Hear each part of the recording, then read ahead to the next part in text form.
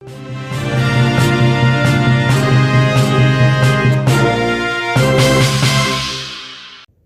juru bicara Komisi Pemberantasan Korupsi atau KPK, Febri Diansyah, ditunjuk menjadi pengacara Putri Chandrawati, istri mantan Kadif Propam Polri, Irjen Verdi Sambo, terkait kasus dugaan pembunuhan berencana Brigadir Nofriansah Joshua Huta Barat. Febri mengaku telah diminta untuk menjadi pengacara Putri sejak beberapa minggu lalu. Ia kemudian mempelajari perkara tersebut dan berbicara secara langsung dengan Putri. Kepada Putri, Febri menyatakan akan memberikan pendampingan dan bertindak secara objektif. Febri akan menjelaskan lebih lanjut terkait informasi pendampingan hukum ini dalam konferensi pers sore ini.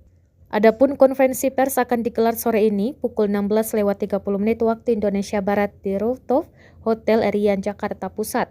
Sebelumnya, Mabes Polri menetapkan 5 tersangka dalam kasus dugaan pembunuhan berencana terhadap Brigadir Joshua. Mereka adalah Verdi Sambo, istrinya Putri Chandrawati, ajudannya Brigadir Ricky Rizal, sopir istrinya Barada Richard Eliezer, dan asisten rumah tangga bernama Kuat Maruf.